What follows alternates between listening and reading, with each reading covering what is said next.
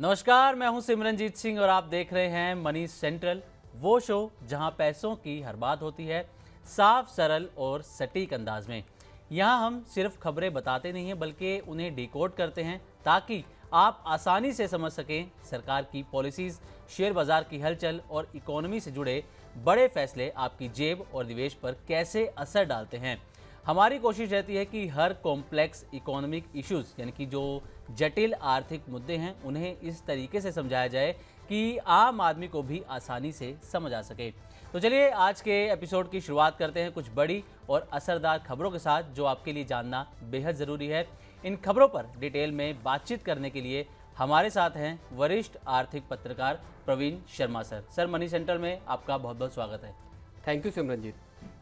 चलिए, तो money central की आज की शुरुआत होगी 8th पे कमीशन पर। आज यानी कि 8 दिसंबर को संसद में state finance minister Pankaj Chaudhary ने इसकी लागू होने की तारीख पर एक बड़ा अपडेट दिया है। इस पर हम डिटेल में बातचीत करेंगे और सरकार का पूरा प्लान जानेंगे। उसके बाद बात करेंगे वोडाफोन आइडिया की तरफ से सरकार को भेजे गए नए प्रपोजल की, जिसमें एजीआर रिकैलकुलेशन की बात कही गई है और इससे कैसे कंपनी पर 50,000 करोड़ रुपए तक की देनदारी घट सकती है। इसके बाद आगे बढ़ेंगे और बात करेंगे कि क्या आरबीआई रेट कट के बाद बैंक भी एफडी और सेविंग्स अकाउंट पर ब्याज घटाने की तैयारी में है। और आखिर में जाते जाते बात करेंगे सरकार के ऊपर बढ़ रहे फूड सब्सिडी के खर्च के बारे में कि आखिर सरकार को फूड सब्सिडी के लिए अतिरिक्त 22,000 करोड़ रुपए क्यों खर्च करने पड़ रहे हैं।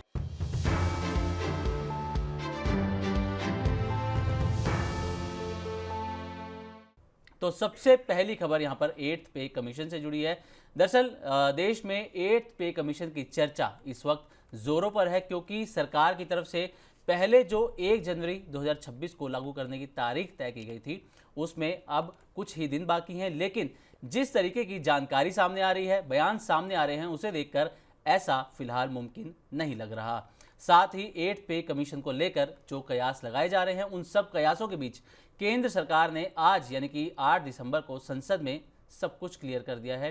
State finance minister Pankaj Chaudhary ने एक सवाल का जवाब देते हुए कहा कि 8वें वेतन आयोग की लागू होने की तारीख सरकार तय करेगी। फिलहाल अभी लागू करने की तारीख पर कोई निर्णय नहीं लिया गया है। इसके अलावा एक और अहम मुद्दा जिस पर हम बात करेंगे वो है प्रधानमंत्री की आर्थिक सलाहकार परिषद के सदस्य और जाने माने अर्थशास्त्री नीलकंठ मिश्रा की रिपोर्ट पर। इसमें कहा गया है कि 8वें वेतन आयोग के लागू होते ही सैलरी और पेंशन का कुल भुगतान 4 लाख करोड़ रुपए से ज्यादा पहुंच सकता है और अगर पिछला कुछ बकाया भी जोड़ा जाए तो ये राशि लगभग 9 लाख करोड़ रुपए तक जा सकती है। तो प्रवीण सर, सबसे पहले मेरा सवाल आपसे यही रहेगा कि जिस तरीके से आज पंकज चौधरी ने कहा है कि अभी तारीख तय नहीं हुई है, यानी कि जो 1 जनवरी 2026 कहा जा रहा था उस पर तो ये संभव फिलहाल नज़र नहीं आ रहा, तो इसको आप सर कैसे देखते हैं? जो इतने पेंशनर्स की या जो काम कर रहे हैं सैलरी को लेकर उम्मीदें हैं सैलरी बढ़ने की, उनकी उम्मीदों पर फिलहाल हम देखें कि पानी फिरता हुआ नज़र आ रहा है। नहीं, देखिए, पहली चीज़ जो बड़ी चीज़ है जो एमओएस फाइनेंस पंकज चौधरी ने आज संसद में अपना बयान दिया है, उससे जो निकल के बात सामने आ रही है वो ये है, और जिस बात का जिक्र जो कर्मचारी संगठन हैं वो बार बार कर रहे थे कि साहब टर्म्स ऑफ रेफरेंस में इस बात का कहीं जिक्र नहीं है कि इसको 1 जनवरी 2026 से लागू किया जाएगा। अब आज जब सवाल पूछा गया कि आप ये बताइए, सरकार ये बताए कि क्या 1 जनवरी 2026 से 8वें वेतन आयोग की सिफारिशों को लागू माना जाएगा, भले रिपोर्ट 18 महीने बाद आए। उसमें सरकार ने साफ तौर पे ये बयान दिया है पंकज चौधरी ने कि इसका फैसला सरकार करेगी, यानी अभी ये तय नहीं है कि ये 1 जनवरी 2026 से लागू होगा। अब इसका असर क्या होगा? इसका सीधा असर ये होगा कि जो कर्मचारी संगठनों में एक जो अविश्वास, आशंका का जो एक माहौल था कि साहब सरकार जो भी चीजें हैं वो लिख के दे, साफ तौर पे दर्ज कराए। यही बात पेंशनर्स के साथ भी थी कि पेंशन रिवीजन का मामला टर्म्स ऑफ रेफरेंस में नहीं था, तो उन्होंने ये कहा कि साहब हो या ना हो, लेकिन इसके फायदे पूरी तौर पे जब 8वां वेतन आयोग आएगा तब इसके फायदे पेंशनर्स को भी मिलेंगे। लेकिन अब जब सरकार ने एक गोलमोल जवाब दिया है यहाँ पे कि 8वां वेतन आयोग लागू कब से होगा ये सरकार बताएगी, आगे सरकार इसका फैसला करेगी।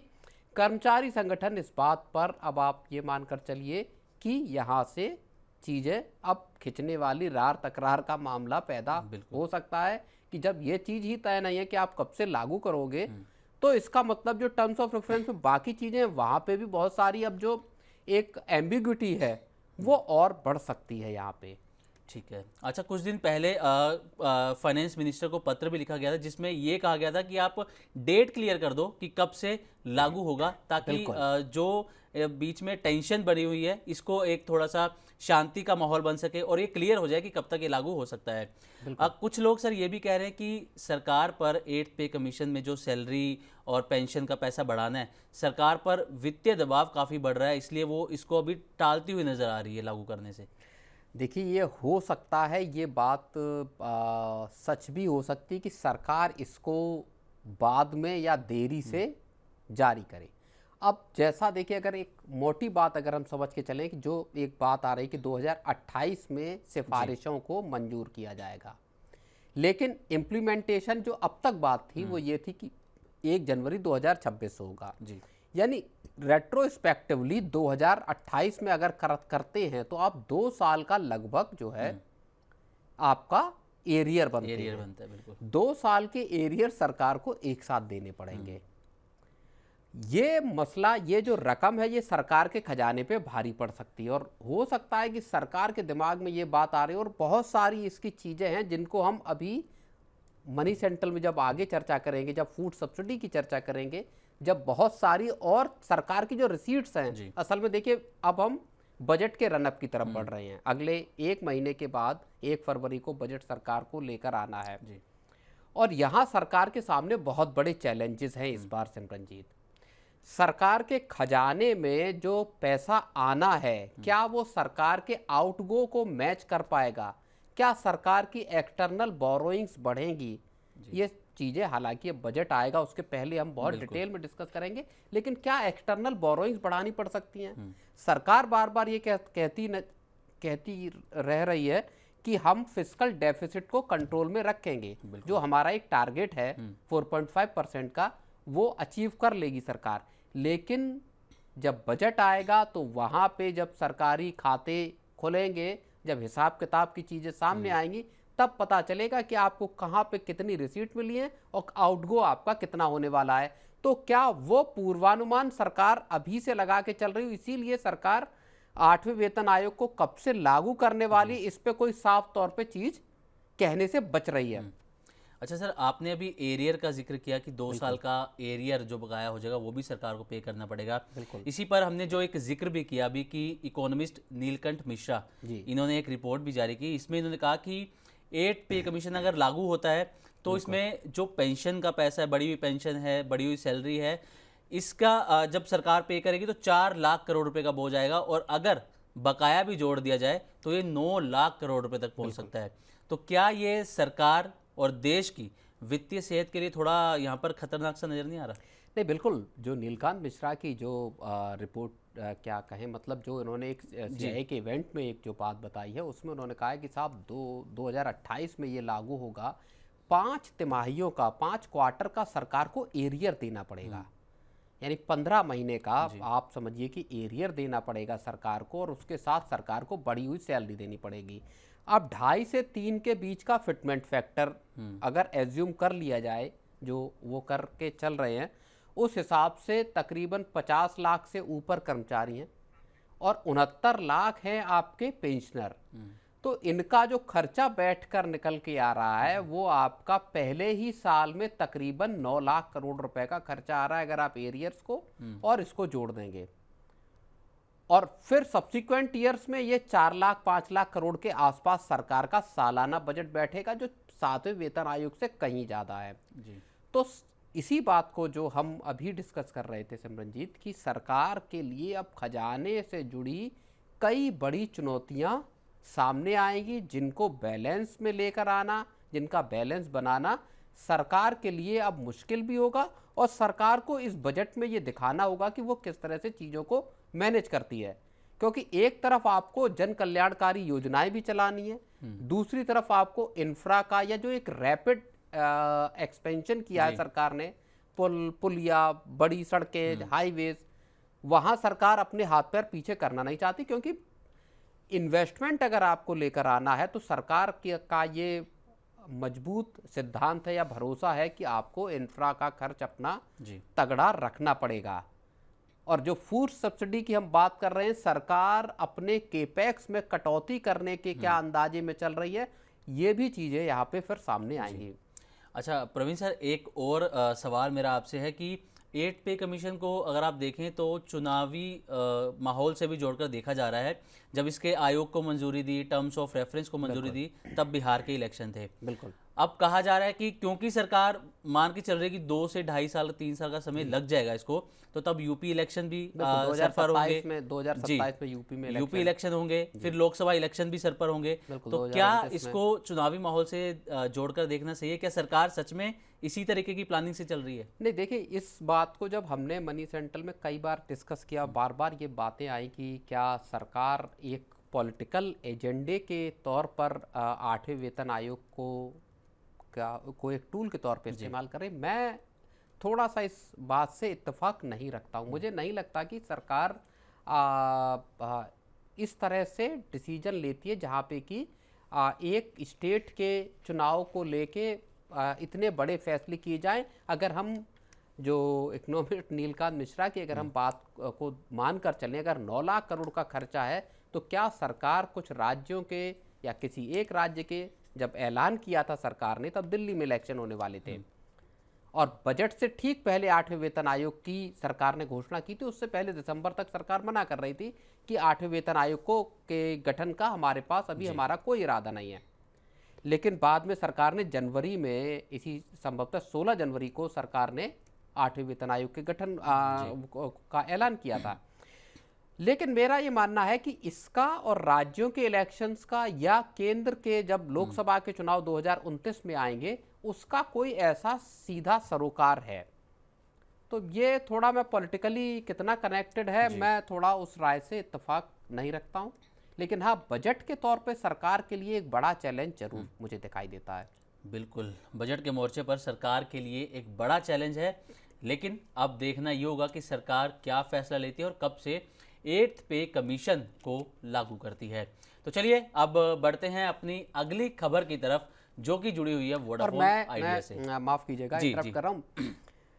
ये जो आज का संसद में राज्य मंत्री पंकज चौधरी का बयान है, इसके बाद अब आप ये मानकर चलिए कि जो कर्मचारी संगठन है, जो तरह अलग अलग एटक हो गया या जो NCJCM है, इन सब के बीच में अब इस बात को लेकर आशंका जरूर बढ़ेगी कि सरकार क्या अपने वायदों से मुकरने की कोशिश कर रही है। अब जब 8वें वेतन आयोग की, जब चूंकि समिति पूरी आयोग का गठन हो गया है, जब बैठक होगी उसमें और इस चीज़ की डिमांड तेज की जा सकती है कि भैया आप पहले लिखकर हमको दीजिए, सरकार पहले ये भरोसा दे कि 1 जनवरी 2026 से इसको आप लागू कर दें। क्योंकि सरकार एक चीज़ पे और भी पीछे पैर खींच चुकी है, और वो कुछ दिन पहले ही सरकार ने संसद में बताया। उसमें सरकार ने कहा कि साहब DA मर्जर का हमारा कोई इरादा नहीं है। बिल्कुल, ये भी सवाल एक आया था संसद में। जी चलिए, तो इस पर हम अपने अगले एपिसोड्स पे भी चर्चा करते रहेंगे, जैसे जैसे नए अपडेट्स इसमें आएंगे। अब अगली खबर की तरफ बढ़ते हैं। दरअसल वोडाफोन आइडिया ने सरकार को AGR रीकैलकुलेशन का प्रपोजल भेज दिया है। इस प्रपोजल में वोडाफोन आइडिया ने सरकार से कहा है कि उस पर जितना पुराना बकाया बताया गया है उसका हिसाब किताब फिर से देखा जाए, यानी कि रीकैलकुलेशन की जाए। कंपनी का कहना है कि पहले जो रकम निकाली गई थी उसमें कैलकुलेशन को लेकर कई गलतियां हैं और कई जगह एक ही रकम 2 बार जोड़ दी गई है। इसके अलावा कंपनी चाहती है कि सरकार जुर्माना और ब्याज भी माफ कर दे। कंपनी के अनुसार अगर ऐसा हो जाता है, सरकारी स्टेप लेती है, तो उसका कुल बकाया करीब 45,000 से 50,000 करोड़ रुपए तक घट सकता है। और कंपनी कहती है कि इतना बोझ कम हो जाए तो वो आसानी से बाजार से करीब करीब 25,000 करोड़ का नया फंड भी जुटा सकती है और ये पैसा कंपनी अपने मोबाइल नेटवर्क को सुधारने और 5G सर्विसेज शुरू करने में लगाएगी। कई रिपोर्ट्स में ये भी दावा किया जा रहा है कि इस महीने के आखिर तक सरकार वोडाफोन आइडिया को रिलीफ पैकेज के रूप में बड़ी मदद दे सकती है। तो प्रवीण सर, सबसे पहले आपसे यही जानना चाहेंगे कि क्या आपको लगता है कि वोडाफोन आइडिया ने जो सरकार को प्रपोजल भेजा है रिकैलकुलेशन का, क्या सरकार कुछ राहत देगी कंपनी को? नहीं, ऐसा माना जा रहा है कि वोडाफोन आइडिया की तरफ से सरकार के पास प्रपोजल चला गया और इससे ठीक पहले जो टेलीकॉम मिनिस्टर हैं ज्योतिरादित्य सिंधिया, उन्होंने कहा था कि हमारे पास एक बार जब प्रपोजल आ जाएगा, कंपनी को प्रपोजल भेजना है, उसके बाद हम उसका अध्ययन करेंगे और जो सुप्रीम कोर्ट का ऑर्डर है जी उसके दायरे में रहते हुए क्या किया जा सकता है वो हम कानून के दायरे में रहते हुए वो हम जी करने की कोशिश करेंगे। अब माना ये जा रहा है कि वोडाफोन आइडिया ने अपना प्रस्ताव सरकार के पास भेज दिया है, जिसमें उन्हीं चीज़ों का जिक्र है जो सुप्रीम कोर्ट के में जो पिटीशन डाली थी और जिस पर सुप्रीम कोर्ट का एक व्यापक आदेश आया, उसमें जिन चीज़ों का जिक्र किया गया था। मोटे तौर पर आप ये मानकर चलिए कि लगभग 45 से 50 हज़ार करोड़ रुपए की राहत मिलने की उम्मीद है, जितना वोडाफोन आइडिया की तरफ से प्रपोजल भेजा गया है। अब इसमें दो बातें आपने कही, एक तो डुप्लीकेशन ऑफ आपका जो एंट्रीज है एक तरह से एजीआर ड्यूज में, दूसरी बात है मेथड जिसके जरिए एजीआर को कैलकुलेट किया गया। अगर आपको याद हो 2019 में जो सुप्रीम कोर्ट का फैसला आया था एजीआर के बकाया पे, उसमें इस सब जो दलीलें थी टेलीकॉम ऑपरेटर्स की कि एजीआर के जो बकाया है उसको आखिर कैलकुलेट किया कैसे जाए, उसमें ट्राई की या डीओटी की गड़बड़ियां हैं इसको कैलकुलेट करने में। इस पूरे मसले पर सुप्रीम कोर्ट गई थी टेलीकॉम कंपनियां, वहां लंबी चौड़ी सुनवाई हुई और उसके बाद सुप्रीम कोर्ट ने टेलीकॉम ऑपरेटर्स की बात को खारिज कर दिया। उन्होंने कहा जो तरीका सरकार का ने अपनाया है एजीआर ड्यूज को कैलकुलेट करने का, वो तरीका सही है। अब वोडाफोन आइडिया उसी बात को फिर से कह रही कि साहब आपने जो कैलकुलेट किया है वो मेथड ही गलत है। बिल्कुल। खैर, लेकिन इस सब के बावजूद माना यह जा रहा है कि अगर सरकार इस प्रस्ताव को मंजूर करती है, क्योंकि वोडाफोन आइडिया के मामले में सुप्रीम कोर्ट ने सरकार को एक व्यापक छूट देने का आदेश दिया कि आप चाहें तो पूरा का पूरा जो एजीआर का मामला है इसको रीलुक कर सकते हैं कंपनी को राहत। सरकार ने हालांकि एक बात ये भी कही थी कि अगर किसी और कंपनी को राहत चाहिए वोडाफोन आइडिया जैसी, तो उसको सुप्रीम कोर्ट जाना होगा और वहां से सुप्रीम कोर्ट अगर वोडाफोन आइडिया जैसा आदेश कर देती है तो हम उस कंपनी को भी, इशारा एयरटेल की तरफ था, उनको भी राहत दे सकती हैं। लेकिन कुल मिलाकर बात अब यह है कि सरकार के पाले में अब गेंद पहुंच गई है। सरकार तमाम कानूनी पहलुओं का अध्ययन करेगी, सुप्रीम कोर्ट का जो दायरा है आदेश का उसको देखेगी और उसके बाद यहाँ पे जो भी राहत मुमकिन है वो दी जा सकती है। ठीक है, तो प्रवीण सर, सरकार के पाले में तो गेंद पहुंच गई है। अब एक तो रीकैलकुलेशन का ही मामला है, दूसरा कुछ दिन पहले ये भी बड़ा अपडेट आया था कि सरकार रिलीफ पैकेज दे सकती है। तो क्या रिलीफ पैकेज यही हो सकता है कि रीकैलकुलेशन दोबारा हो, या वो इससे अलग होने वाला है कुछ? नहीं, देखिए सरकार के पास ऑप्शन कई हैं। अब अगर आप 2017 के आसपास का देखेंगे, फाइनेंशियल ईयर 2017, तो लगभग 58,000 करोड़ रुपए के आसपास की लायबिलिटी है जी। इसमें इंटरेस्ट का हिस्सा 28,000 रुपये से ज़्यादा, 28,000 करोड़ से ज़्यादा का था, प्रिंसिपल 12,000 करोड़ का था, पेनल्टी 6,000 करोड़ की थी और इंटरेस्ट जो था पेनल्टी पे वो लगभग 11,500 करोड़ का था। तो जितनी पेनल्टी थी उससे ज़्यादा उस पर इंटरेस्ट था जी। अब यहाँ मसला ये है, और ऐसे कई ऑप्शन सरकार के पास हैं, इस तरह की बातें पीछे खबरों में आई थी। एक मसला ये है कि क्या सरकार जो इंटरेस्ट का पोर्शन है, पेनल्टी का पोर्शन है, इसको पूरे को घटा सकती है, ख़त्म कर सकती है। एक मसला यह है कि जो इंटरेस्ट लिया जा रहा है या जो जोड़ा जा रहा है, अभी अगर मौजूदा परिस्थिति में देखें इस साल मार्च तक तो लगभग 83,000 करोड़ का एजीआर बकाया कंपनी पे है। इसमें 45 से 50,000 करोड़ रुपए की छूट की मांग वोडाफोन आइडिया की तरफ से एक तरह से है। अब सरकार, इसके पास कई ऑप्शन है। सरकार चाहे तो जो 18,000 करोड़ रुपए सालाना का की जो किस्त है जी, जो अगले साल मार्च से शुरू होगी हाँ, उसको में ढील दे सकती है, कह सकती है कि साहब आप 18,000 करोड़ मत दीजिए, 5,000 10,000 करोड़ रुपए साल का दीजिए। जो टेन्योर है उसको बढ़ा के 20 साल तक कर सकती है जी। इंटरेस्ट को, अभी जो कंपाउंडेड इंटरेस्ट लगता है उसको सरकार कह सकती है कि साहब आप सिंपल इंटरेस्ट पे इसको दीजिए। तो सरकार के पास ऑप्शन बहुत है, सरकार कौन सा विकल्प चुनती है, लेकिन कंपनी को फायदा होना अब तकरीबन तय लग रहा है, क्योंकि सुप्रीम कोर्ट का जी ऑर्डर आ गया, सरकार के पास पूरा का पूरा मामला है। अब कंपनी किस तरह से वोडाफोन आइडिया, जो 25,000 करोड़ की बात आप कर रहे थे कि जो बैंकों से कर्ज जी। मिल रहा है, और बैंक भी इसी इंतजार में है कि आखिर सरकार एजीआर ड्यूज पे क्या फैसला लेती फैसला क्या लेती है। जी। उसके बाद उसके बाद बैंक अतिरिक्त जो कर्ज देने की बात करेंगे। कंपनी जो 50 से 55,000 करोड़ के केपेक्स को लेके देख रही है, वो सारी चीजें सरकार के अब फैसले पे टिका हुआ है। तो प्रवीण सर, इस मुद्दे में हम क्या ये कह सकते हैं कि सरकार दोनों तरफ से फंसी हुई नजर आ रही है? अगर वो वोडाफोन आइडिया की मदद नहीं करती है तो जैसा कि कंपनी की तरफ से भी कहा गया था कि वो अगले साल तक कामकाज बंद करने की भी नौबत आ सकती है, तो सरकार का पैसा डूबेगा वहाँ पर। और अगर सरकार राहत देती है तो क्या इससे सरकारी खजाने पर बोझ पड़ेगा? तो क्या इस नज़रिए से सरकार दोनों तरीके से फंसती हुई नजर आ रही है यहाँ पर? नहीं, देखिए, सरकार, अगर आप एक हाइपोथेटिकल केस को समझिए, अगर सरकार राहत न दे और कंपनी कह रही है कि हम डूब जाएंगे साहब, अगले साल मार्च के बाद हमारे लिए ऑपरेशन चलाना मुश्किल हो जाएगा, उस केस में सरकार अभी 49% की स्टेक होल्डर है, कंपनी की सबसे बड़ी स्टेक होल्डर है। सरकार के सामने दिक्कत यह है कि वो 49% से ज़्यादा स्टेक कंपनी में रख नहीं सकती। आपको या तो दूसरा इन्वेस्टर लाना होगा या और कोई तरीका अपनाना होगा जिसके जरिए आप स्टेक को अपने को बिना बढ़ाए कंपनी को राहत दे सकें। अगर कंपनी खत्म हो जाती है तो सरकार को जो पैसे मिल रहे होंगे, मान लीजिए अभी 83,000 करोड़ का सरकार का बकाया, हो सकता है 10, 20, 30,000 करोड़ रुपए सरकार को मिल जाए जी। वो भी मिलने का रास्ता खत्म हो जाएगा। दूसरी बड़ी बात, टेलीकॉम सेक्टर में एक जो डुओपोली है, सरकार उसको ब्रेक करना चाहती। सरकार चाहती कम से कम 3 कंपनियां रहें, वो केस भी खत्म हो जाएगा। तीसरी बड़ी चीज, और वो ज़्यादा इंपॉर्टेंट इस लिहाज से है क्योंकि लगभग 20 करोड़ सब्सक्राइबर्स या यूजर जो है वो वोडाफोन आइडिया के साथ अभी भी जुड़े हुए हैं। राइट। इन 20 करोड़ लोगों का क्या होगा, इन 20 करोड़ यूजर्स का क्या होगा, सरकार के दिमाग में ये फिक्र भी है। और सरकार ने जब सुप्रीम कोर्ट में अपनी बात रखी थी, अभी जब सुनवाई हुई थी, उसमें इस बात का सरकार ने जिक्र भी किया था कि हमको मालूम है कि 20 करोड़ के लगभग जो यूजर्स हैं वोडाफोन आइडिया के, उनके इंटरेस्ट इससे प्रभावित होंगे अगर कंपनी चलने में असमर्थ हुई।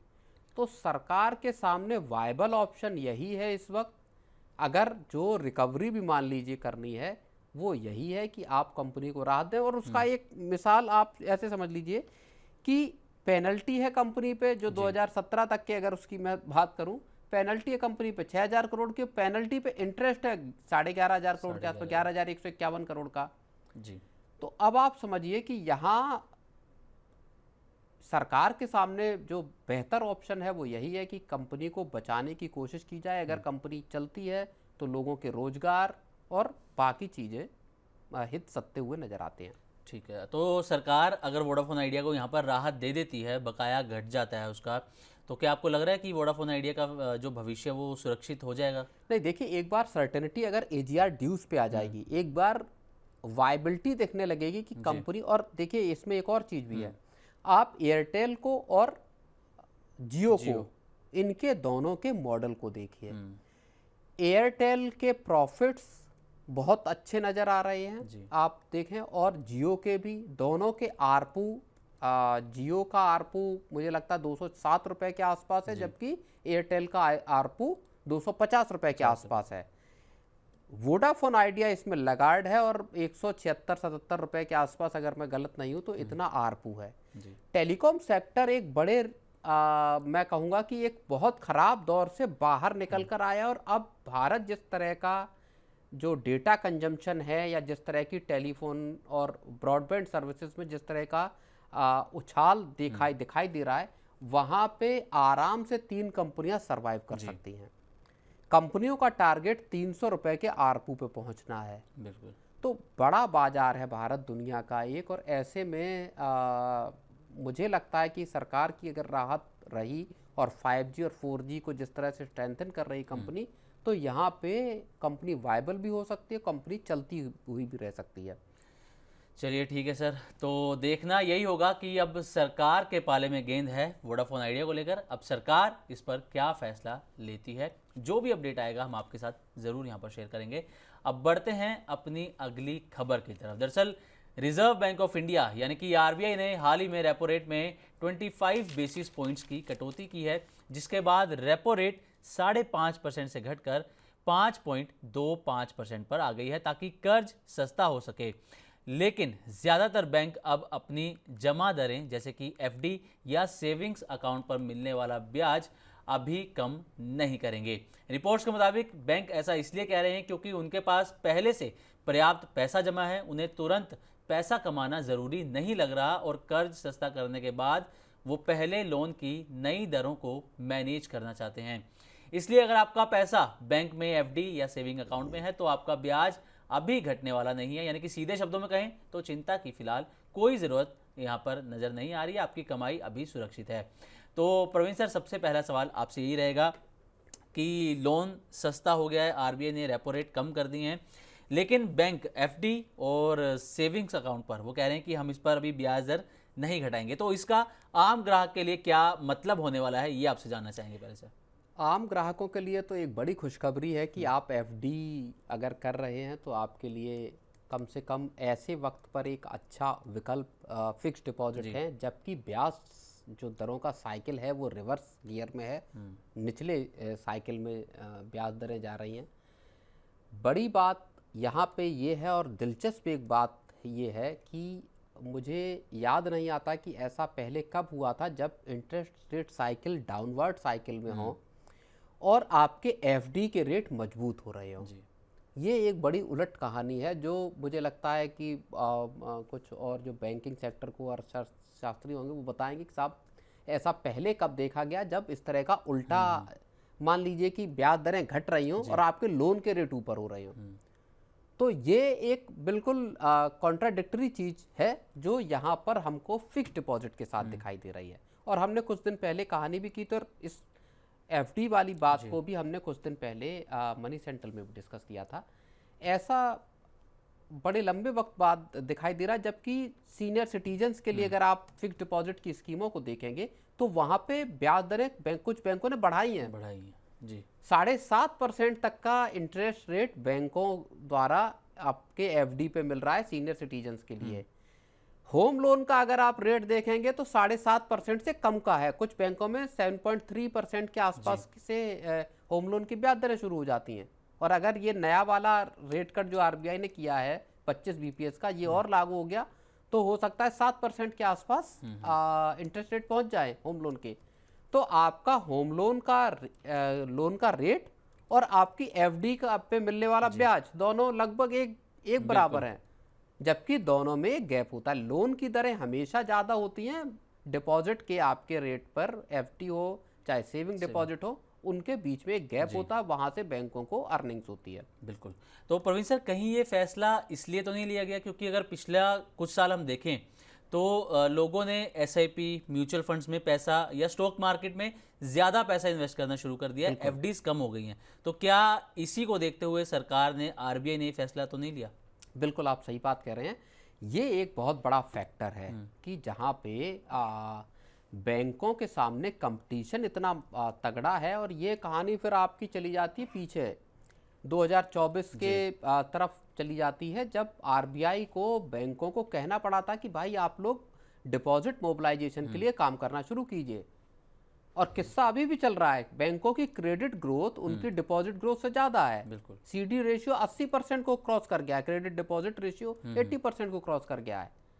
लेकिन बैंकों को भी रेस्पाइट मिला है, उनको जो एक स्ट्रेटजी है जहां उन्होंने एफडी के रेट कम नहीं किए, उसकी वजह से जो बैंकों का टोटल डिपॉजिट है उसमें एफडी का जो टर्म डिपॉजिट का जो हिस्सा है वो 62% पे पहुंच गया सितंबर क्वार्टर में इसी साल। ये इससे पिछले साल अगर आप देखेंगे तो 57% था सेम टाइम पे, और अभी जो सितंबर क्वार्टर में 62% पे पहुंचा है, ये 2 साल का हाई है। इसी की तर्ज पे अगर आप देखेंगे सेविंग अकाउंट्स में जो बैंकों की हिस्सेदारी है सेविंग अकाउंट्स के टोटल डिपॉजिट में, वो 29% पे आ गई इसी सितंबर क्वार्टर में। पहले ये कितनी थी? 33% थी। तो लोग क्या कर रहे हैं कि सेविंग के खाते पे अगर आप देखेंगे तो ब्याज क्या मिलता है? मामूली ब्याज मिलता है, ना के बराबर। लोगों को ये बात समझ में आ गई कि भाई यहाँ पैसे रखने से अच्छा है आप इसको इन्वेस्ट कर दीजिए, चाहे एफडी में लगा दीजिए चाहे एसआईपी कर दीजिए जी। तो एक ये जो भारत के लोगों का जो बिहेवियर है उसमें एक बहुत बड़ा हम चरण या बहुत बड़ा शिफ्ट हम होते हुए देख रहे हैं। बिल्कुल, तो मतलब ये कहा जा सकता है कि ये समय एफडी में पैसा लगाने के लिए बिल्कुल ठीक है, क्योंकि अभी आपके ब्याज तो बैंक कम नहीं कर रहे हैं। हाँ बिल्कुल, अगर अच्छे रेट पर आपको एफडी मिल रही है तो आप यहाँ पे पैसा लगा सकते हैं। जाहिर तौर पर अच्छी रेटिंग के अच्छे बैंक में की एफडी में आप पैसा लगा सकते हैं। एक और बात भी है यहाँ जो समझने वाली है और शायद जो इन्वेस्टर्स हैं उनको भी समझ में आ रही है। अगर आप एक साल का रिटर्न उठा के देखेंगे निफ्टी का जी तो वो 6% के लगभग रहा है जी और बैंकों के एफडी में निफ्टी के रिटर्न से ज़्यादा आपको रिटर्न मिल रहा है। तो लोग मार्केट जो पिछले एक साल अक्टूबर से पिछले साल जो मार्केट में खलबली पैदा हुई वो अभी भी थमने का नाम नहीं ले रही है। यूएस के साथ ट्रेड डील फंसी हुई है, एज इट इज़ वो मसला बना हुआ है। मार्केट्स एक दिन चढ़ते हैं फिर से गिरावट का शिकार होते हैं। तो एक वो जो परेशानी बनी हुई है वहाँ पे लोगों को लगता है कि फिक्स डिपॉजिट ठीक है और बैंकों को भी ये ठीक लग रहा है कि लॉन्ग टर्म का पैसा उनके हाथ में आ रहा है जो जहां से कि वो फिर और इससे क्रेडिट ग्रोथ अचीव कर सकते हैं। बिल्कुल। चलिए, तो ये आम ग्राहकों के लिए तो अच्छी खबर है कि आरबीआई ने जो रेट कट किया उसके बावजूद बैंक आपकी एफडी पर, आपके सेविंग्स अकाउंट पर ब्याज को फिलहाल नहीं घटा रहे हैं, यानी कि आपकी जितनी कमाई हो रही थी वो अभी सुरक्षित नज़र आ रही है, उसमें कोई कमी फिलहाल नहीं होने वाली है।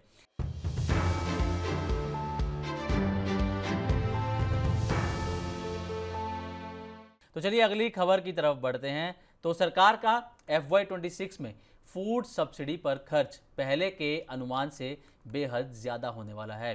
दरअसल बजट 2025 में, यानी कि इसी साल, सरकार ने इसे 2.03 लाख करोड़ रुपए मानकर चल रही थी सरकार, लेकिन अब खर्च बढ़कर 2.25 लाख करोड़ रुपए से भी ऊपर जा सकता है। और सबसे बड़ी वजह है कि सरकार के गोदामों में चावल और गेहूं का ज़रूरत से 4 गुना ज़्यादा स्टॉक होना। अब इन्हें संभालने और रखने में बहुत ज़्यादा पैसा भी खर्च होता है। एफसीआई, जो कि सबसे ज़्यादा अनाज संभालती है, उसने अपना खर्च 1.43 लाख करोड़ रुपए से बढ़ाकर 1.72 लाख करोड़ रुपए कर दिया है। तो सरकार ने अब तक एफसीआई को 86,517 करोड़ रुपए ही दिए हैं, लेकिन एफसीआई को और पैसों की फिलहाल ज़रूरत है, इसलिए फरवरी 2026 में एक्स्ट्रा फंड की भी मांग की जा सकती है। केंद्र के गोदामों में चावल का स्टॉक अभी 53 मिलियन टन है, जबकि ज़रूरत सिर्फ 10.25 मिलियन टन की है। अब PMJKY स्कीम के तहत 81 करोड़ लोगों को हर महीने 5 किलो मुफ्त राशन मिलता है। ये योजना 2028 तक बढ़ा दी गई है और इसकी कुल लागत 11.8 लाख करोड़ रुपए होने वाली है। तो प्रवीण सर, सबसे पहले आपसे सवाल मेरा यही रहेगा कि सरकार का ये जो फूड सब्सिडी है, इस पर खर्च क्यों बढ़ता हुआ नजर आ रहा है? सरकार का जो स्टॉक है वो इतना बढ़ गया, जबकि ज़रूरत है 10.5 मिलियन टन के आसपास की, और वो हो चुका है 53 मिलियन टन। मतलब इतनी बड़ा अंतर क्यों देखने को मिल रहा है? नहीं, देखिए यही जो कहानी है इसको हम मनी सेंट्रल के अपने सबसे पहले जब हम 8th पे कमीशन की बात कर रहे थे और जब हमने ये कहा कि हम बजट की तरफ बढ़ रहे हैं, सरकार के सामने चैलेंजेस क्या हैं। सरकार का एक बहुत बड़ा चैलेंज फूड सब्सिडी बिल को मैनेज करना है। ये जो 2,25,000 करोड़ का जो फूड सब्सिडी बिल है सरकार का इस मौजूदा फिस्कल के लिए, ये सबसे हाईएस्ट होने वाला है 2022-23 के 2,72,000 करोड़ के बिल के बाद जी। यानी सरकार को अपना जो फूड सब्सिडी का जो बिल सरकार भर रही है वहाँ चीज़ों को मैनेज करने की ज़रूरत है। इसमें एक बड़ा जो मसला है वो सरकार का प्रधानमंत्री गरीब कल्याण अन्न योजना है, जहां सरकार 5 किलो राशन बांटती है गरीबों को। 80 करोड़ लोगों को सरकार राशन दे रही है। लेकिन यहीं से वो सवाल उठता है कि जब सरकार के अलग अलग मदों से आने वाली जो रिसीट्स हैं या जो रेवेन्यू रिसीट्स हैं वो जब घट रही हैं तो सरकार के लिए एक और एडिशनल बर्डन यहाँ पे फूड सब्सिडी बिल का दिखाई देता है। 2-3 चीज़ें मैं बताऊंगा। इसी जो बजट आया था मौजूदा वित्त वर्ष के लिए 1 फरवरी को जब सरकार ने पेश किया, उसमें 12,75,000 करोड़ रुपए की आपको राहत दी इनकम टैक्स से। उसके बाद सरकार ने आगे आके आपको जीएसटी कटौती की। इस दर नवरात्रि पे आके जब 22 सितंबर से आपके 2 टैक्स लेवी खत्म कर दिए सरकार ने। 100 बीपीएस की कटौती यहाँ आरबीआई ने की, 125 125 बेसिस पॉइंट की। तो सरकार के आम लोगों की जेब में पैसा डालने के एफर्ट तो अच्छे हुए, उसका फायदा भी लोगों को हुआ, इकोनॉमी में भी दिखाई दिया, जहाँ पे कि हमको 8.2% की ग्रोथ रेट दिखाई दी। लेकिन खजाने के सामने अब मुश्किल बढ़ती हुई दिखाई दे रही है। आखिर जो सरकार का आउटगो है उसके बरक्स अगर आप रिसीट्स देखेंगे तो वो हासिल कहाँ से होंगी। और यही बात फूड सब्सिडी बिल में दिखाई दे रही, जहाँ पे कि आपका जो बफर स्टॉक है उसका 4 गुना आपका एक्चुअल स्टॉक यहाँ राइस का दिखाई दे रहा है। 5.3 करोड़ टन का राइस का स्टॉक है, जो एक 1.03 करोड़ टन का होना चाहिए आपका, जो सरकार के तय जो बफर स्टॉक के मानक है उसके हिसाब से। तो सरकार के सामने असल में मुश्किल ये है कि आपको जो बाजार से एफसीआई के जरिए खरीदारी होती है, गेहूं और चावल खरीदना है, सरकार को पर्याप्त स्टॉक अपने गोदामों में रखना है, ताकि किसी भी कंटिजेंसी में, और इसमें बहुत सारे देशों को, चाहे हम अफगानिस्तान को देख लें, बहुत सारे देशों को सरकार को सप्लाई भी करना पड़ा ह्यूमैनिटेरियन ग्राउंड पे, चाहे अनाज की सप्लाई हो, चाहे मेडिकल दवाओं की और बाकी इक्विपमेंट्स की सप्लाई हो। तो सरकार ने अपना एक जोर इस बात पे रखा कि आपके जो स्टॉक हैं वो पर्याप्त मात्रा में रहें, और इसी वजह से एफसीआई जो कि 70% का फूड ग्रेन प्रोक्योरमेंट को देखती है, और इस जो पूरा का पूरा सप्लाई चेन है मुफ्त राशन वाला, उसकी सबसे बड़ी स्टेक होल्डर है, वहाँ उसका बजट बढ़ता हुआ दिखाई दे रहा है, जो 1,43,000 करोड़ रुपए का बताया था बजटरी एस्टीमेट में कि साहब इतना रहने वाला है, वो बढ़ के लगभग 1.25 लाख करोड़ पे पहुंचने वाला है जी। और इसी के चलते अब पूरा का पूरा जो आपका जो खजाने पर वजन है वो 2,25,000 करोड़ रुपए पे पहुंच सकता है। तो प्रवीण सर, ये जो प्रधानमंत्री गरीब कल्याण योजना जो है, इसे 2028 तक अभी चलाया जा रहा है, तो क्या इतना लंबे समय तक इस स्कीम को चलाना आर्थिक रूप से कहीं ना कहीं कमजोरी नहीं देता हमारी इकोनॉमी को या सरकार को, और बजट पर इसका कितना इम्पैक्ट यहाँ पर पड़ सकता है, और क्या फ्यूचर में ऐसी भी नौबत आ सकती है कि इस स्कीम को बंद ही करना पड़ जाए? नहीं, सरकार ने इसको, देखिए इसकी शुरुआत हुई थी कोविड के वक्त में, जब लोगों का कामकाज बंद हुआ, लोगों की कमाई के साधन बंद हुए, तब सरकार ने इस स्कीम को शुरू किया था कि गरीब और जो संपन्न लोग नहीं है उनको कम से कम उनका घर का खाना पानी चलता रहे, इसके लिए। लेकिन बाद में इसको फिर बढ़ाया गया सब्सिक्वेंटली। फिर सरकार जब अभी चुन के आई 2024 में, तो सरकार ने फिर इस बात का ऐलान किया कि हम अगले 5 साल इस स्कीम को और चलाएंगे। अब आप इसको एक तरह से मान के चलिए कि अगर सरकार ये कहती है कि लगभग 39 करोड़ लोगों को अगर बेहद गरीबी के स्तर से बाहर निकाला गया है, उसमें इस स्कीम का एक बहुत बड़ा रोल है जी। क्योंकि अगर आपको रोज के खाने के लिए फूड ग्रेन का इंतजाम नहीं करना है, तो वहाँ से फिर आपके पास जो पैसा बचता है आप उसको अपने दूसरे जरूरी खर्चों पे इस्तेमाल कर सकते हैं। तो लोगों के रहन सहन का स्तर भी इससे अच्छा हुआ है। स्कीम बेहद ज़रूरी है ऐसे लोगों को एम्पावर करने के लिए, सपोर्ट करने के लिए जिनके पास आर्थिक तौर पर साधन अभी उतने मजबूत नहीं हैं।